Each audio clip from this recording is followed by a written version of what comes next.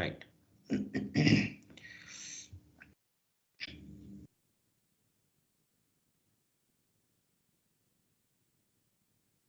Okay. So today we will be discussing abstract base class or ABC. ABC stands for abstract base class and pure virtual functions.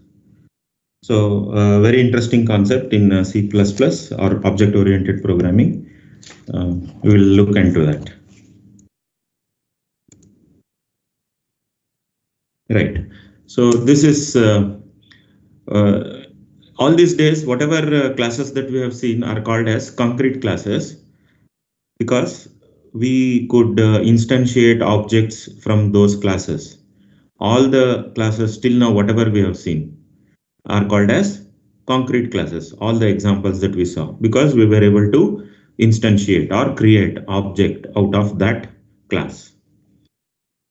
Okay, so that means then what is abstract class? So opposite, that is a class which cannot be used for creating objects. So that is an example of, that is what we call as an abstract class. I'll show you that with the example. Okay, in this example, if you observe, shape is an abstract class. Two-dimensional shape and three-dimensional shape are again abstract classes. Agreed. Whereas square, circle, triangle, cube, sphere, all of them are concrete classes. So those are the concrete classes, and shape, 2D shape, 3D shape are abstract classes. Getting it? You can conceptually also, shape is like, any generic shape. You cannot define anything in particular with the shape. But whereas if you say square, you get an idea about it, and you can know that you can find an area of that. So all that details, you can add more details to a concrete class. Whereas abstract class is like very generic. Okay. Just like in our example, you can even take this example of animal. Animal is you can make animal as an abstract class, because animal is a very generic idea, whereas dog, cat, human, so they are examples or categories of animals, specific categories of animal. But animal itself is abstract. The idea of animal, the idea of shape, you can even take it literally also. Abstract is that way. It is a concept. It is not a specific idea. It is a abstract idea or an abstract concept.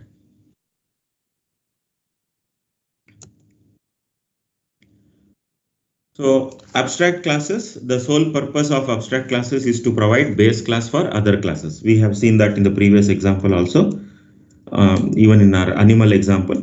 So it just gives a base class for other classes. Like vehicle is an abstract class. You can make vehicle as an abstract, because vehicle itself does not have too many things that you can come up with. It's not specific details. You can have multiple varieties of vehicles and derive from the base class that way.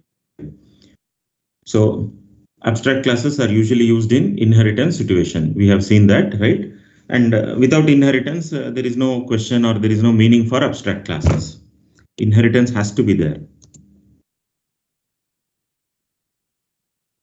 And therefore, abstract classes are used in inheritance. So therefore, and usually it is a base class. So therefore, it's also called as abstract base class. And this is the point that I told. So no objects of an abstract base class can be instantiated, because it is too generic to define real objects. Shape, as I told you, it is not a real object. It is like some concept or some abstract. Shape can be in any form, in any way. So it can be 2D shape, 3D shape. It can be, right, in any way. So that's the point. So it's an abstract thing. Concrete classes, that those classes in which or from which you can instantiate objects, like example, the square, circle, rectangle, whatever you call. So all those can give real objects, or you can make a real object out of those classes. And the meaning is also quite simple, quite straightforward.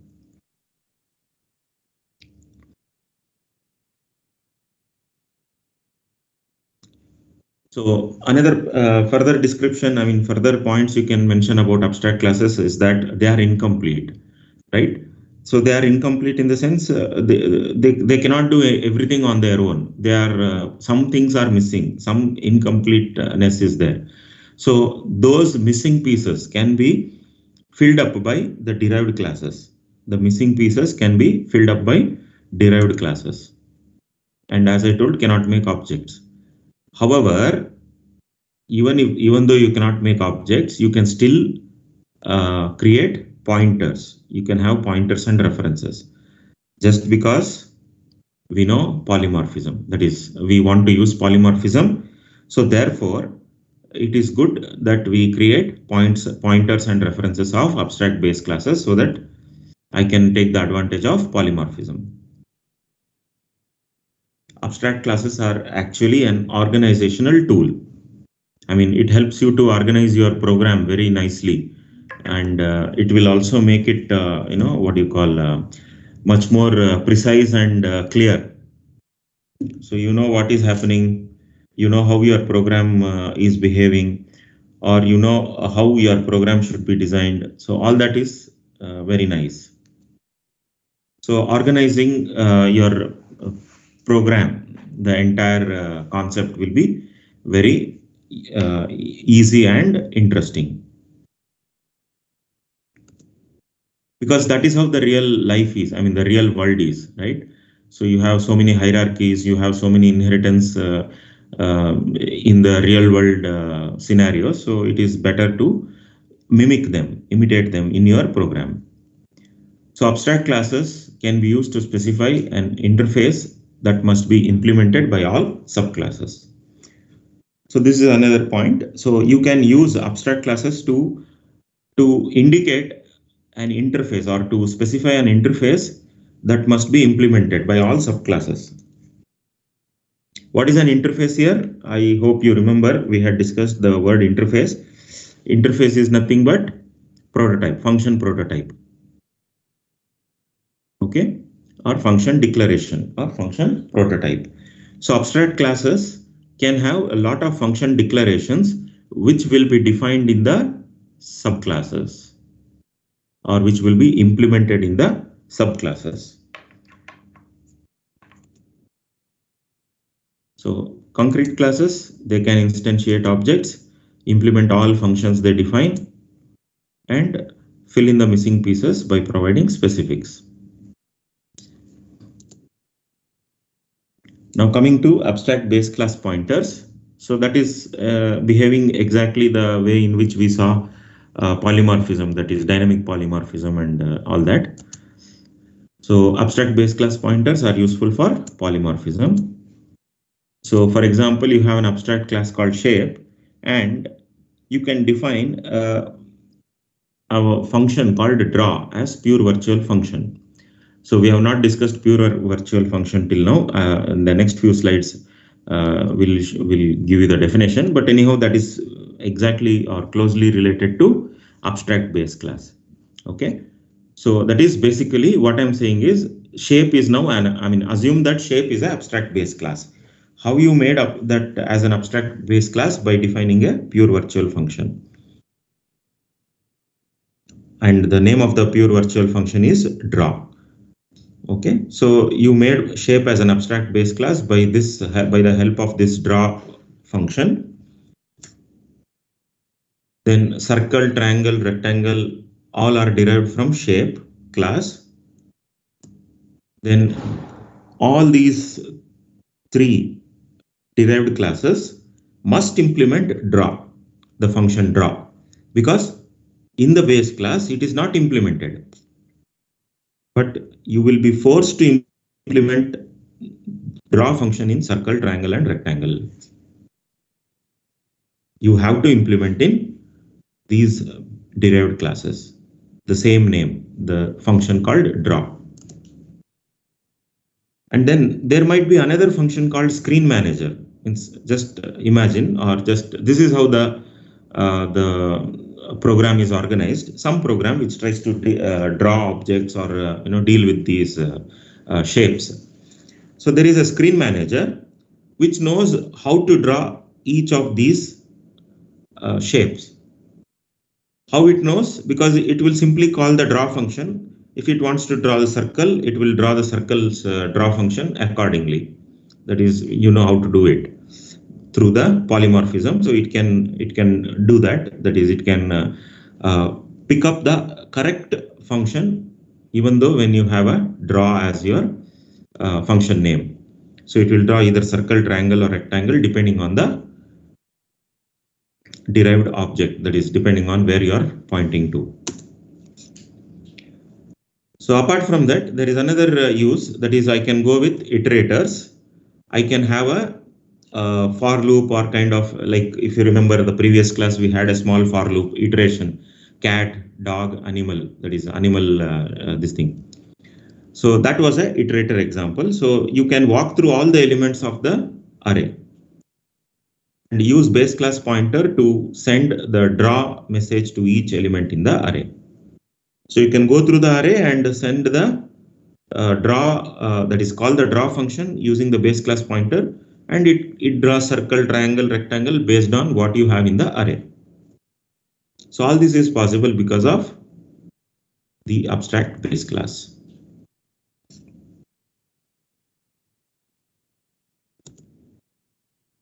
So a member function can be virtual, non-virtual, or pure virtual. So again, as I told you, we have still not discussed pure virtual. Maybe another next slide we will get to that. That's not a difficult thing to understand. So that's the reason we can do it later also. Right. A member function can be non-virtual, virtual, or pure virtual. So we know what is non-virtual, just a regular function that we saw from the beginning. Virtual we just saw in the previous classes. So how to make it virtual? You have to use the keyword virtual so that you can make that function as virtual.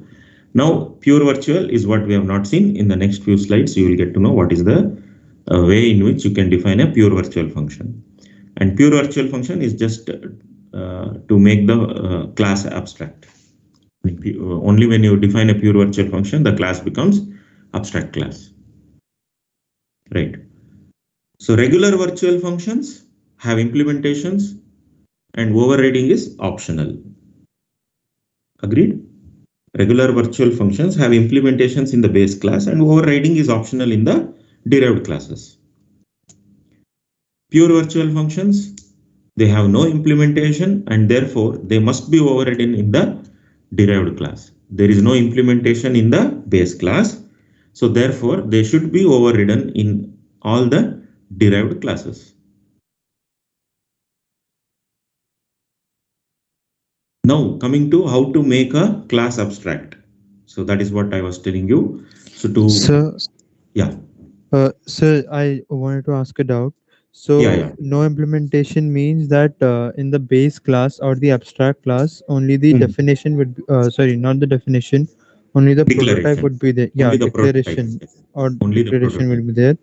And in the other derived classes, where we'll write the definition. And hence, because of that, it will be overridden. Yes, correct. Okay. So to make a class abstract, we need at least one pure virtual function in that class to be defined. You have to declare at least one virtual, that is pure virtual function in that class. So I'll show you how to do that in the next slide. Okay, abstract classes can have data and concrete functions. It's not that abstract class cannot have data. It can also have data. It can also have other regular functions. That is regular in the sense other non-virtual functions or virtual functions. But it should have at least one pure virtual function. The moment you have one pure virtual function, it immediately becomes an abstract class.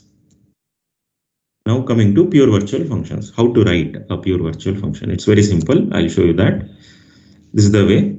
So in C++, a member function of a class is declared to be an abstract function by making it virtual and replacing its body with equal to 0. So that's all. You just declare the function prototype, and then finally you don't write any body of the function or anything, just write is equal to 0. I'll show you the example. So class animal public virtual void id equal to 0. That's it. So that's the function, that is virtual, that is void id. This was the function and you made it equal to 0.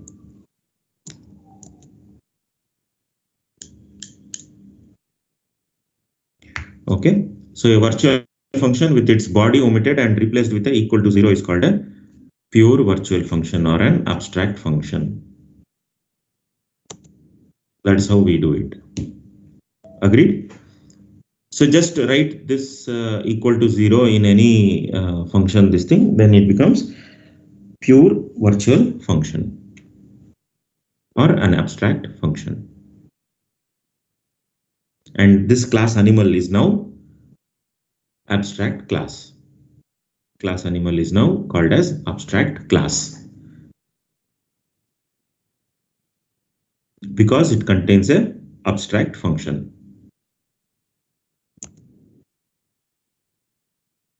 A pure virtual function is a function declared in a base class and has no definition provided in the base class.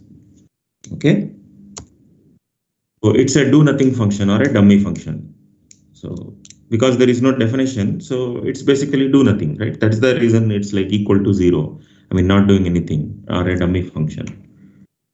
Of course, we have written that so that it will be overridden compulsorily in all the derived classes.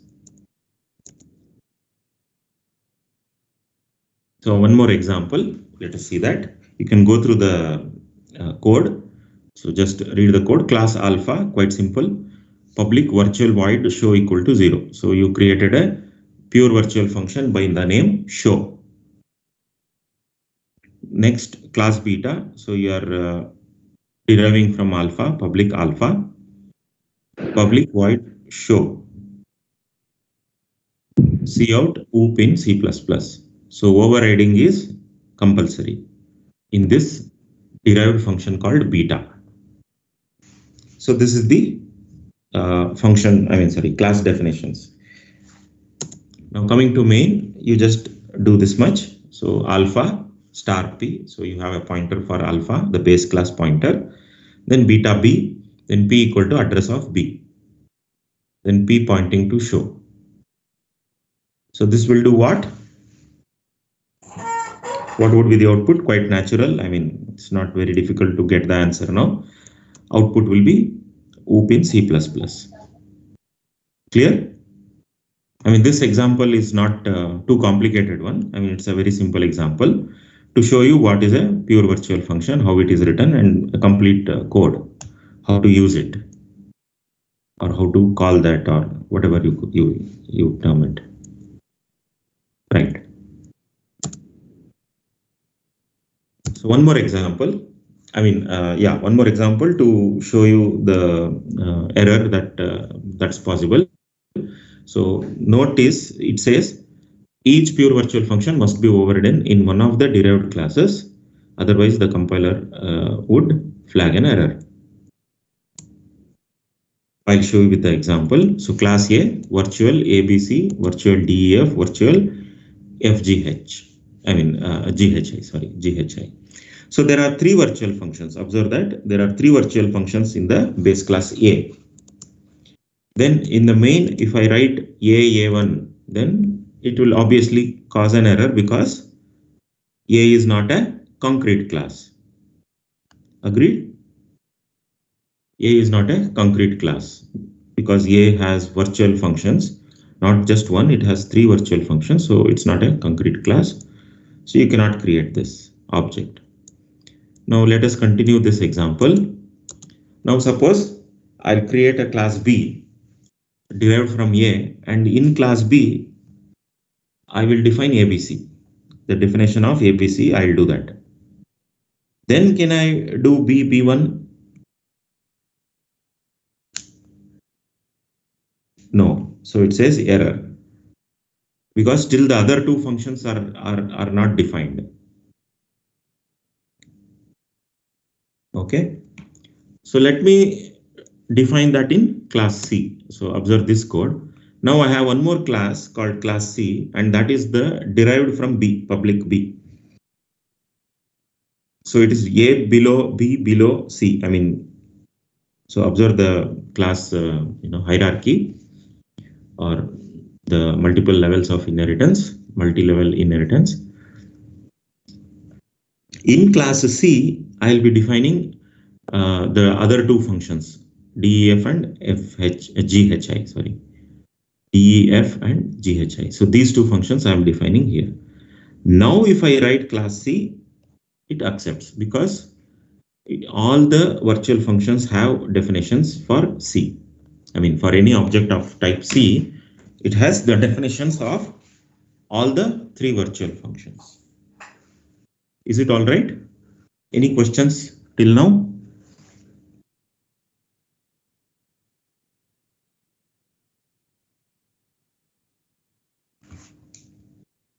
Any questions? No, sir. Yeah. Okay. So now, can we have this declaration BB1 we had here, BB1? Can I have it now here in here? After CC1, can I write BB1? Can we have it here?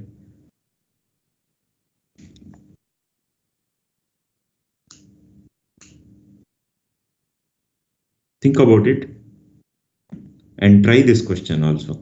I mean, this particular case, you can try in your compiler or in your, this thing and see the output or see what is the result.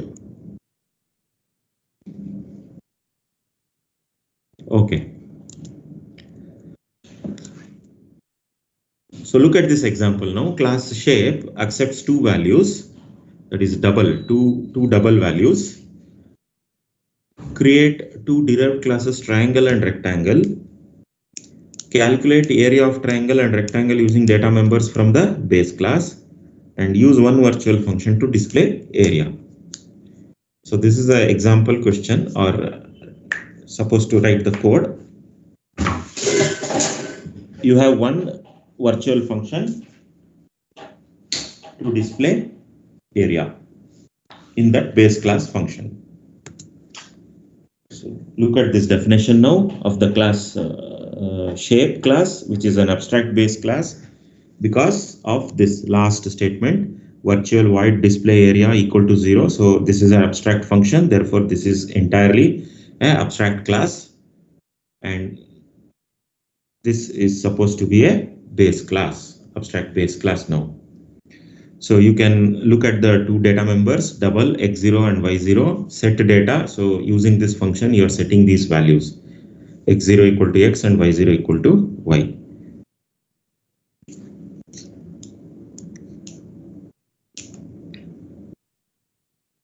So it says use one virtual function to display the area. So this is the function to display the area. So that means what? This display area should be defined or overridden in every derived class or in every branch of the derived class. I'll show you what is the meaning. Okay. Right. So class triangle. Look at the example now, that is in the previous question, that is here, it says create two derived classes. So that is what we are doing, triangle and rectangle. So this is the triangle, public shape. So set data, so you are calling the same function internally. Again, if you observe, you are just calling the original shape related set data function. Then display area.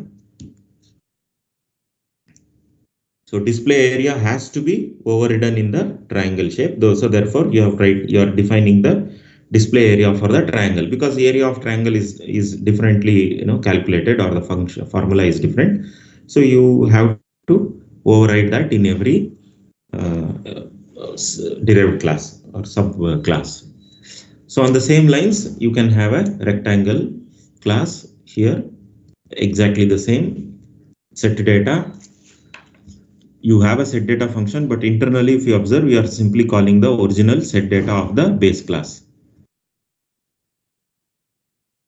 Then display area, again it is redefined here or overridden here in the rectangle class, because the area is again different. So you are rewriting the area. So with this example, I hope some of you or all of you should have understood the purpose of the display area function over there in the base class. So it said every shape has an area. So therefore, display area should be a function which should be implemented in every shape, in every different shape. That is triangle, rectangle, square, whatever. In every shape, you have to have a display area, because in every shape, you have a different formula to find the area. So use the area and use the formula, calculate the area, and use this display area function to display the value, the area. Right. Now this is the complete program here, void main. So you have a triangle pointer, you have a rectangle pointer, and you have a shape pointer, an array of 2 shape pointers. Integer I. So triangle pointer equal to new triangle, rectangle pointer equal to new rectangle. So triangle pointer set data. So you are giving some values to triangle pointer. Similarly, rectangular pointer, you are again giving some value to that. Then you are equating the shape pointer 0 and 1 to triangle and rectangle, and then you are simply iteration. See here that for loop iterating. So you are iterating through all the elements of this array, shape array, and you are calling display area and get ch, right? I hope this is quite simple and clear.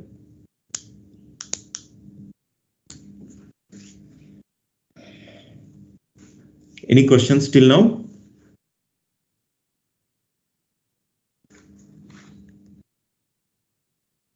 You have to keep working. That is, you have to write programs and try doing some manipulation or some small changes and expect the output or observe the output, and do that process at least half an hour to 1 hour every day. Then only you will be in touch with this and you will be able to observe what is happening and all that.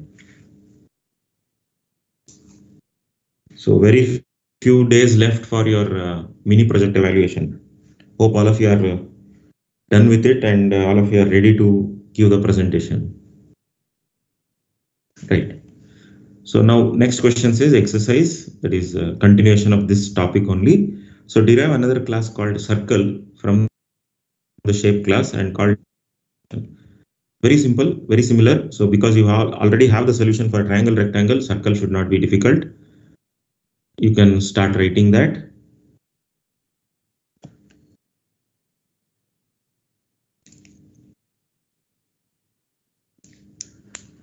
So circle will have only one value, which is what do you call the radius.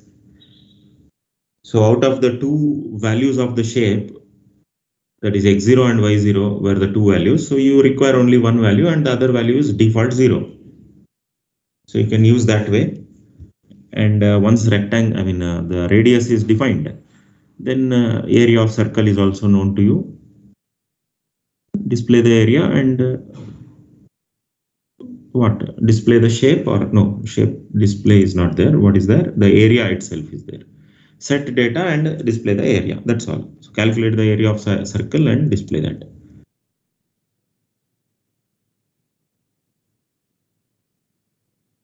So this is how it is. Class circle, public shape,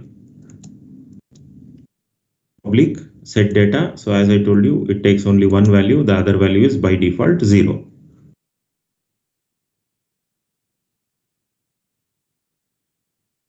Then display area. So continuing, you have to define display area. So pi equal to, area is pi r square. So you have written that. Then area of circle, you write the area and then close it.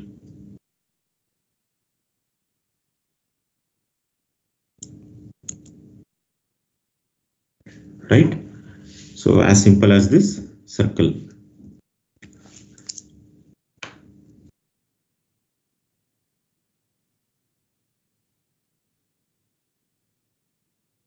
So few points of differentiation between virtual functions and pure virtual function. So it's a summary kind of a slide. You can again get to know that. So virtual functions are definitely defined in the base class and can be overridden if required in the derived class. On the other hand, a pure virtual function must be defined in must not be defined in the base class, and it must be overridden in the derived class.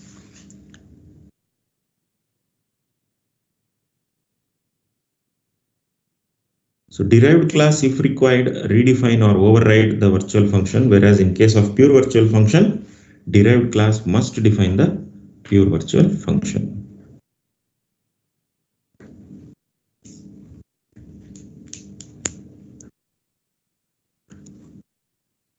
So if the derived class fails to redefine the virtual function, it can use the function definition provided in the base class.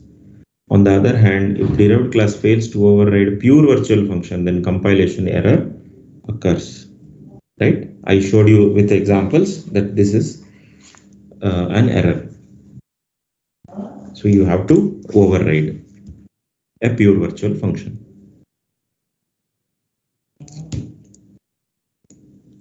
Right. So now actually it's an exercise. I mean, I'll give you time because we have some good amount of time in this class now. So I expect all of you to try this question, which is already done. I mean, some of the answers I have already shown you, some part of the code. So you can try writing this exercise or solving this exercise. So make abstract base class shape. And so how do you make it as an abstract? So I already given details are there. That is, you have to create pure virtual functions. These two pure virtual functions, one is get name and one is print details. So these two are the pure virtual functions in this abstract class. And there are also list of virtual functions. So get area, get volume. So these are virtual functions of the shape class.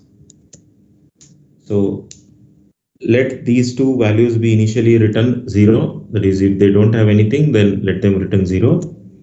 And if not defined, that is, if not defined or if not redefined in the derived classes, then use the base class definition. That's the purpose, right?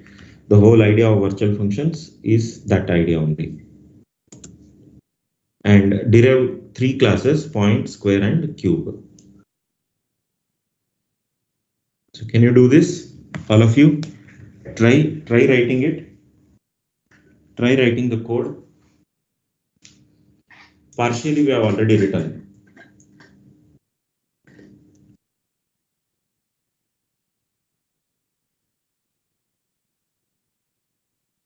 If not partially, at least similar one we have already done.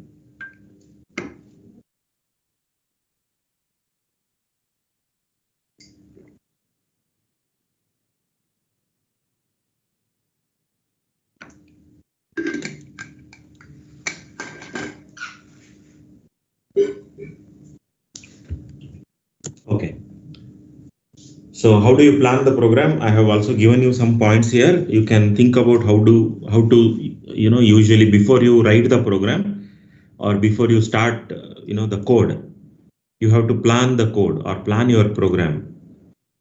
Some points were already written here. What is the name? What is the purpose of each of these functions? But still, you can further get the details like this. So now shape class will have the following members: get area, get volume, print details, get name. Point class will have the following members: print details, get name, coordinates of the point x, y, constructor for the point class. Area and volume of a point class will be 0 because there is no area. Point has no area, point has no volume.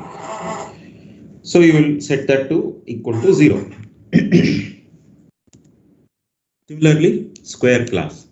Square class will have the following members: print details, get name, center coordinates x, y, and side, area. So it has side, area. So square has a side value and a area value. And constructor for a square class. Volume will be 0. whereas area will be a non-zero value depending on the side. Okay.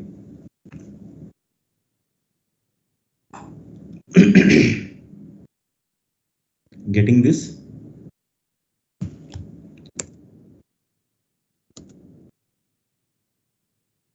So make the abstract base class shape by writing pure virtual functions, get name and print details, and virtual functions get area, get volume, all this.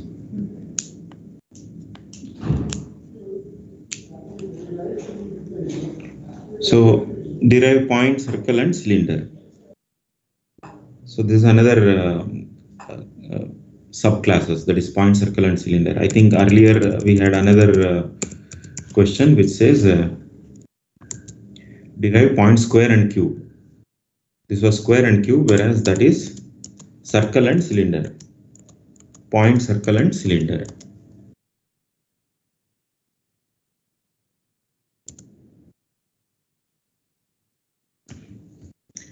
So point, circle and cylinder. So observe that shape is on the top, then point is derived from shape, and circle is derived from point, and cylinder is derived from circle. I mean, you can do that, right? So you can even plan that way. So one below the other. That is the next topic. In fact, the next topic is types of inheritance, or the different types of inheritance. So that we have not studied as a regular this thing topic, but we have used that. Like class A was a base class, then you derived B out of A, then you derived C out of B, and you also, we saw the example of deriving D out of C. A, B, C, D, one below the other. D was the most derived class, that is the below the most derived class was D, A, B, C, D. So similarly here, the most derived class is cylinder and the topmost class is shape, or the base class is shape. Point, circle and cylinder. Similarly, the other example was shape, point, square and cube. So try to write this program. I mean, I have not written, I mean, I have given you the ideas, but not the complete code. So you try writing the code. So once you have this idea, then I don't think there is any difficulty in writing the code. So if not now, at least later, you please try this topic. Or I mean, try this question. Right. So we'll go to the next topic now.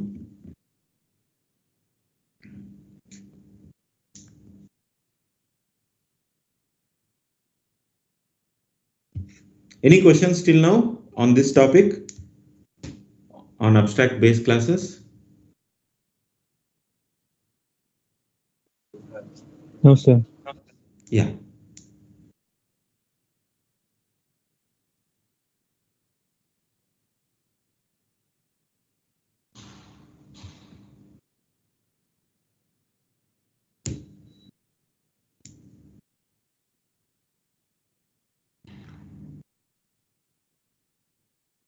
So our next topic is kinds of inheritance or types of inheritance. Types of inheritance. And again here, observe that you have one more term called virtual base class.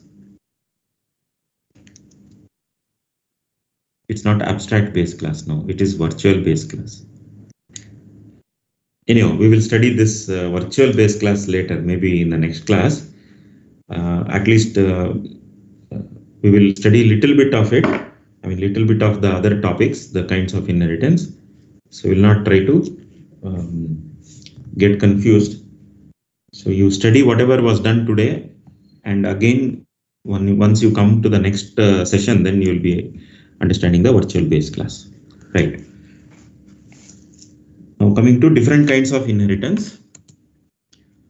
So following are the different types of inheritance. See, till now we just saw inheritance, but we never defined the types of inheritance. But we used at least one type of inheritance. which was most simple. That is A was the base class. Just now, the example that I gave you, A, and you derive B from A, and then you derive C from B, and then you derive D from C, one below the other. That was we used that many times. Even now also I told you shape, then point, then square. That is square, and then cube or circle and cylinder, that way.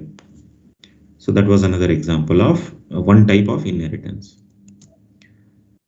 So the first example or the first type of inheritance is single inheritance. Very simple.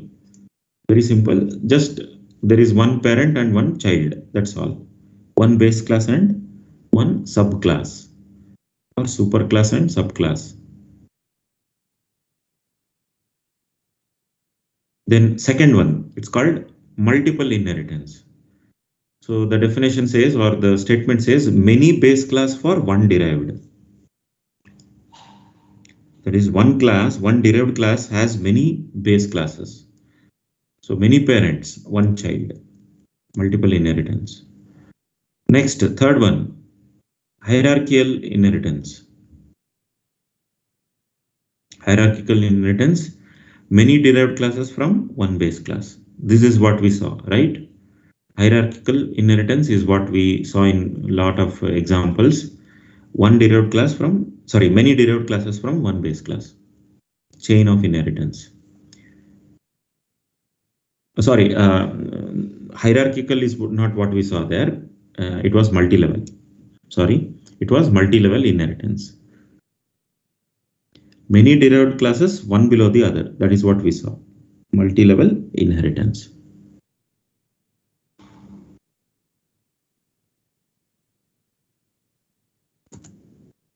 And hybrid inheritance, which is mix of the above. So all these are the inheritance that are supported by C++. Single, multiple, hierarchical, multi-level, and hybrid. I'll show with examples. I mean, this is one slide which gives you all the names. We'll study each of these types individually. And in that, the second type, which is multiple inheritance.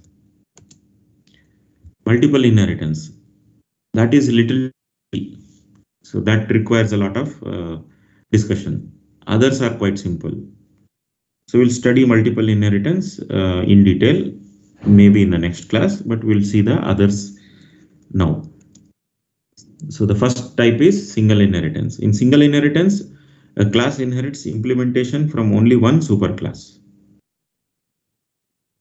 For example, you can see that class B inherits from class A, and class B will acquire all the members of class A. So that's all. From single parent, you have inherited. The derived class has inherited from a single parent. So it's called single inheritance. Only one parent for the derived class. Very simple.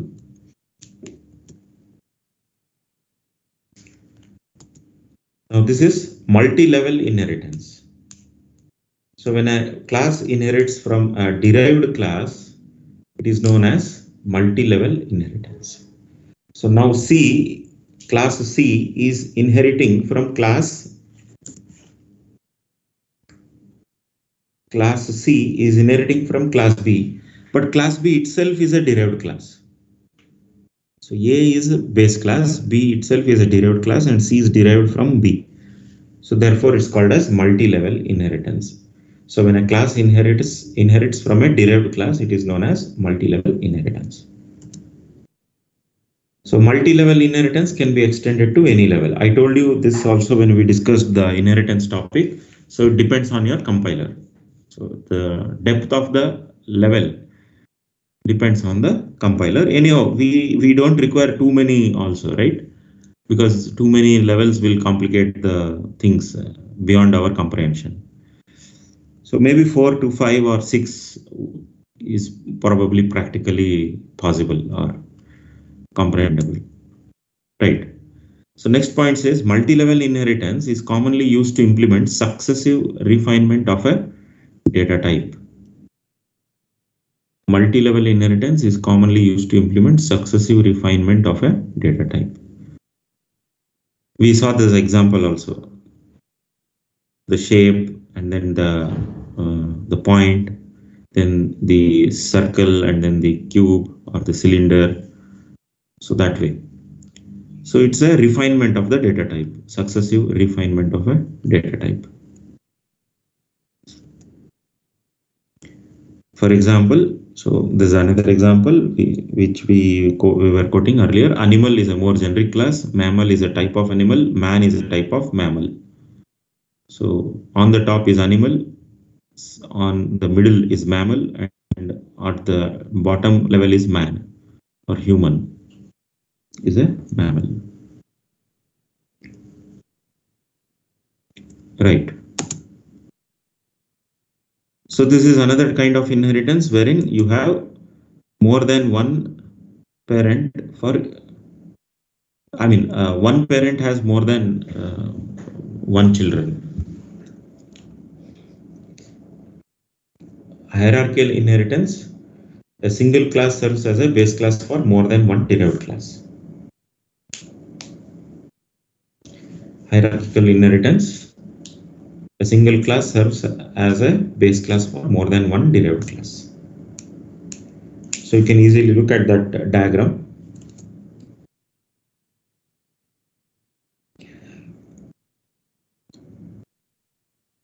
So this inheritance is probably the best illustration of the virtues of code reusability, right? You write all the code in the base class A and you keep deriving to B, C, D. So everywhere it works. So the common features of two or more classes can be put together in a single base class, and that can be inherited by those classes. So the need to duplicate the common features in more than one class is thus eliminated.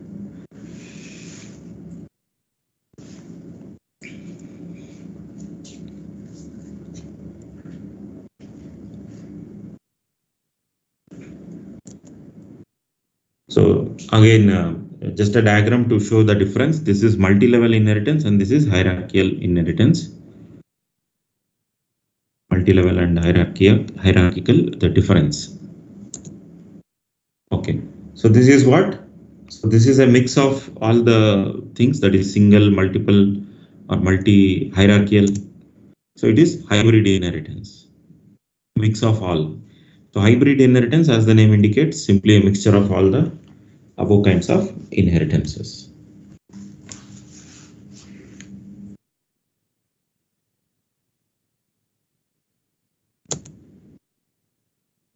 So now let us look into the multiple inheritance. So sometimes it is desirable for a derived class to inherit features from more than one base class. So such multiple inheritance is supported by C++. Something like this. So D is deriving from B1 as well as B2. There are two bases, base B1 and base B2. There are two base classes, B1 and B2, and you are deriving from both B1 and B2. D is a class which is derived from B1 and B2. Multiple parents. So the syntax for multiple inheritance will look like this. It's quite simple, right? Comma. Public person, comma, public college. So class student. So student is a person, student belongs to college. There is some link. So therefore you can derive some things from the college, some things from the person. So therefore this is how it is. So in this case, the student derives from two parent classes, person and college. So multiple inheritance introduces a few complicated issues. So I told you that all the others are quite simple, but this multiple inheritance has some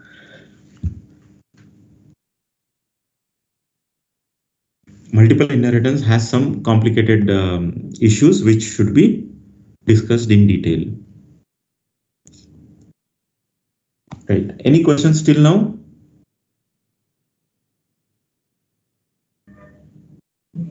No, sir. Right.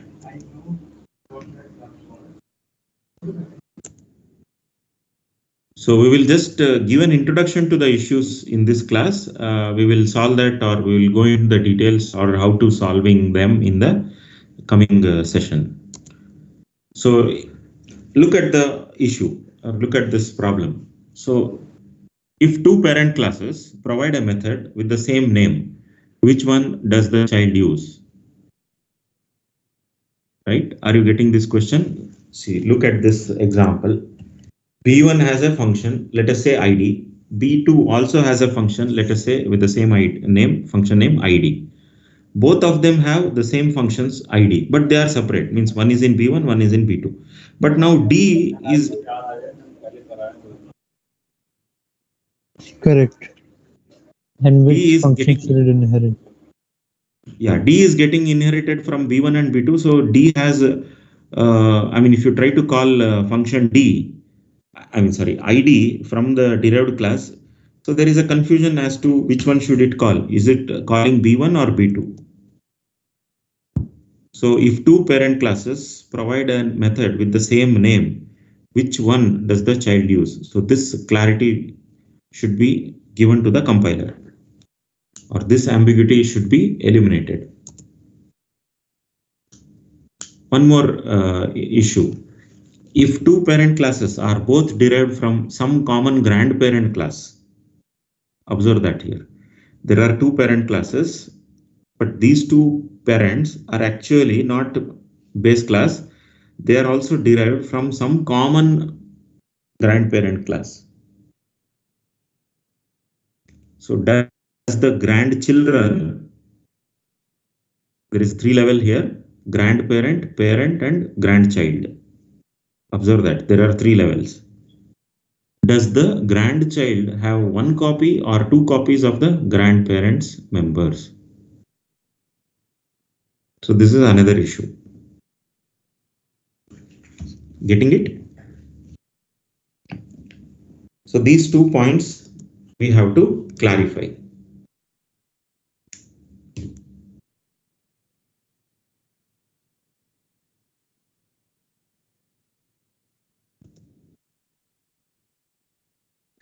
So there are variations in multiple inheritance. So the first type or the first variation is the case of multiple inheritance with a common grandparent is known as repeated inheritance.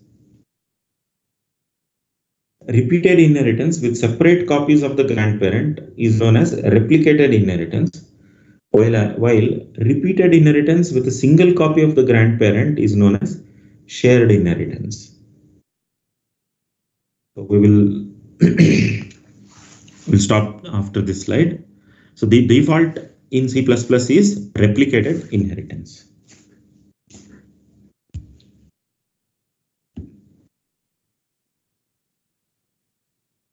Inheritance.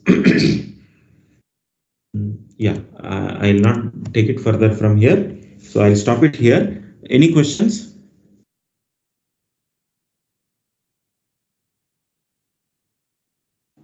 No, sir.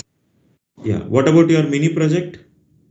Anyone wants to talk about it, or I mean, any questions or any problems or issues that you came across for your mini project, or how it is going on? Any comments? Any feedback? We still have some more time before your quiz shoots up. So, at what time do we have the quiz?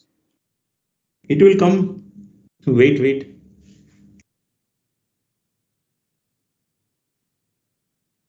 Yeah, do you have any questions, any other issues that you want to discuss with us? Anything that you observed in your mini project? Anything that you want to discuss?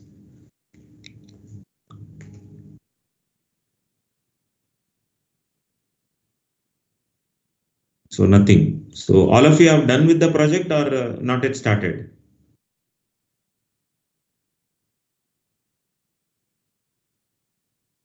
So if there is no answer, I assume that you have not yet started.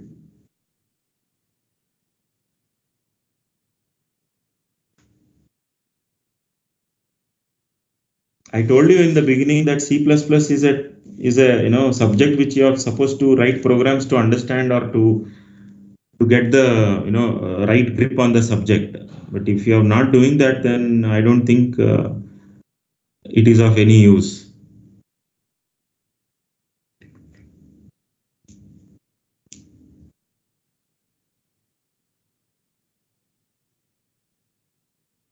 So when we put our efforts, we expect you also to put your efforts from your side.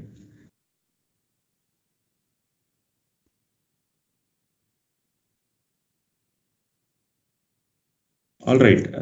So if there are no more questions, I'll stop it here. You wait for your quiz to shoot. The moment you get your quiz, you answer that.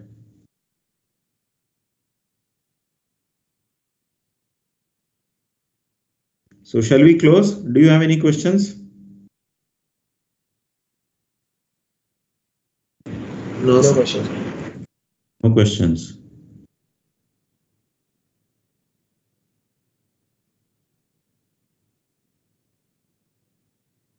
And no feedback also. Nothing you want to tell.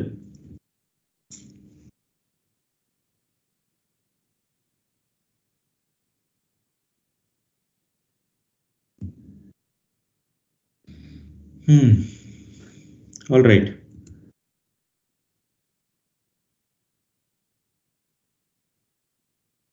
So we will stop it here. So the moment your quiz comes up, you can write that. So I will be online. I mean, the meeting is still on. If you have any questions, you can ask me. So I'll close the meeting at 10. So I've stopped recording. If you have any questions, you can ask.